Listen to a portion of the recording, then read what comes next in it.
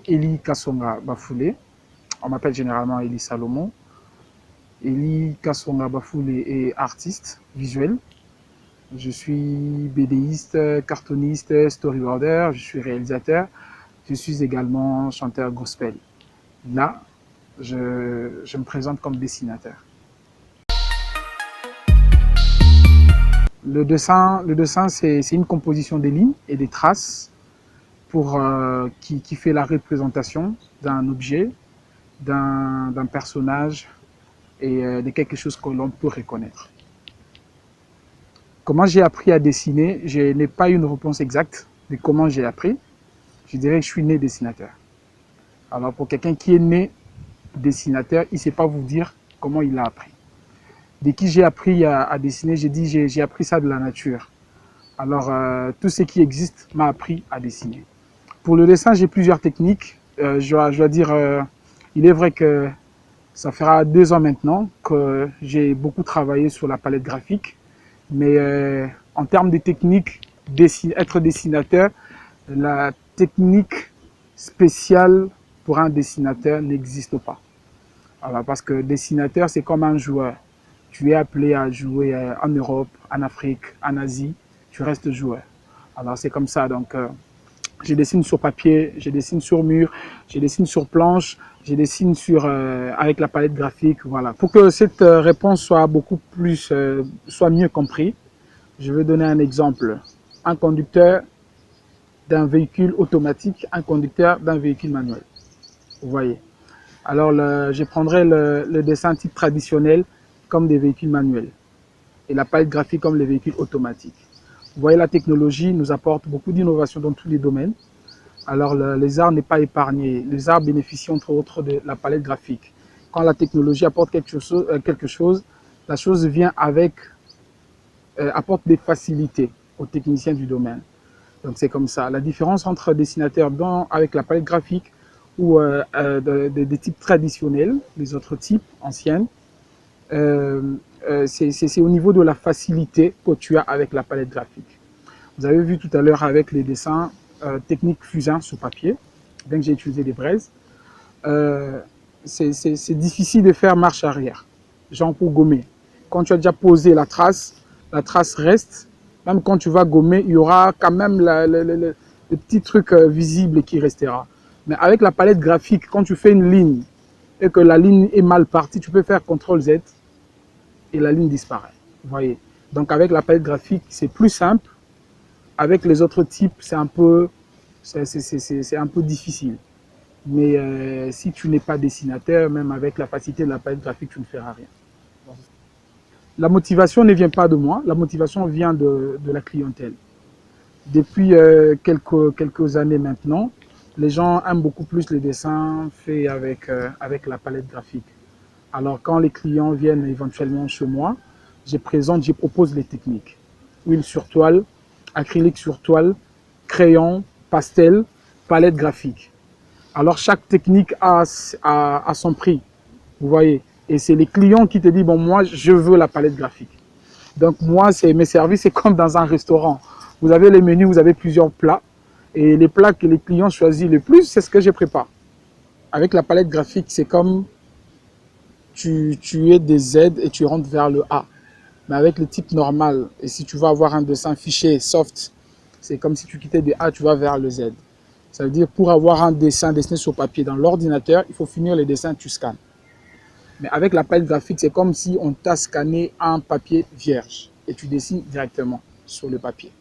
Alors, dessin, procédure, ça dépend d'un artiste à un autre. Tout chemin mène à Rome. Alors, je trouve cette expression dans l'art. Tu peux commencer avec les bas, l'autre va commencer avec la poitrine, un autre va commencer avec les cheveux. Mais ce qui compte, c'est la finalité, qu'on voit le dessin dont on a besoin. Moi, je considère les dessins comme une vie. Ma vie égale dessin. Donc, quand tu parles de Eli, Eli c'est dessin.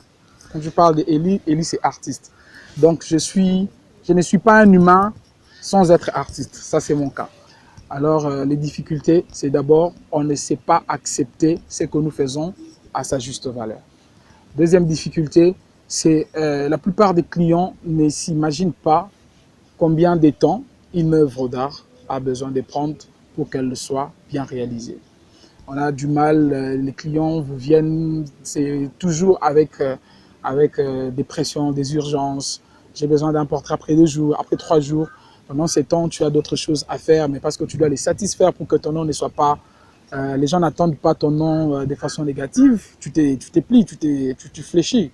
Vous voyez, la facilité que j'ai avec la palette graphique, c'est que je peux travailler la nuit quand j'ai de l'électricité chez moi. Mais c'est quand même pas conseillé. Il ne faudrait pas travailler quand il fait noir. Faudrait se reposer. C'est parmi les grandes difficultés que nous croisons. Mais aussi, l'argent ne circule pas.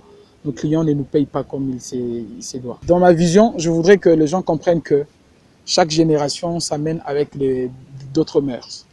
Alors, la peinture que nous avons aujourd'hui, les techniques traditionnelles, huile sur toile, sur autre support, dans l'art plastique, au début de cette discipline, on n'utilisait pas la même peinture. Alors, c'est supposé qu'au cours des années, les techniques ont changé, l'intelligence de l'homme a apporté des innovations et on parle des bonnes qualités des matières aujourd'hui. C'est la qualité qu'on n'avait pas il y a plusieurs années. Alors, c'est la même chose que je voudrais avoir comme parcours de arts ou encore de dessin dessiné avec la palette graphique et imprimé sur des supports qu'on voudrait avoir. Donc ma vision claire, c'est qu'on ait la peinture dessinée par ou avec la palette graphique, que les gens l'acceptent comme peinture. Si aujourd'hui on parle d'une peinture peinte par l'algorithme, l'intelligence artificielle, à combien plus forte raison une peinture peinte par un humain, mais à l'aide d'une palette graphique. Alors d'ici peu, Dieu voulant, nous allons avoir des expositions avec des œuvres purement peintes avec la palette graphique. Et cette vision, je voudrais qu'elle soit consommée par la majorité des consommateurs d'art. Le premier mot, je veux l'adresser aux amis qui dessinent avec la palette graphique. Pour être un bon chauffeur, un bon conducteur, il est mieux d'apprendre à conduire avec un véhicule manuel. Et là, tu peux vaguer avec les automatiques. Quand tu commences avec les automatiques, quand tu es dans les manuels, c'est vraiment beaucoup de problèmes. Alors, il faudrait d'abord apprendre à dessiner avec les papiers, avec les crayons, avec la toile, avec tous les supports plastiques, avec toutes les matières plastiques. Et la palette graphique doit venir après. Si tu restes qu'avec la palette graphique, tu auras beaucoup de difficultés quand il faudra dessiner sur d'autres techniques. Vous avez vu tout à l'heure le dessin que nous avons fait, technique fusain sur papier. Donc, si je ne savais pas utiliser les fusains, j'aurais du mal. Et je dirais à mes clients, attendez, je dois dessiner sur palette graphique pour imprimer. Certains clients, ils aiment voir la démonstration de ce que tu fais. Ils aiment voir l'exhibition de ce que tu sais faire. En notre pays, je demande qu'on fasse asseoir une très bonne politique culturelle. Il faudrait qu'il y ait une très bonne politique culturelle où les artistes vivent de leurs œuvres. Aujourd'hui, vous allez trouver, si nous avons 100 artistes au Congo, je dirais 99,9%, ils passent beaucoup plus de temps dans d'autres affaires. Et les arts, c'est quand il y a une opportunité.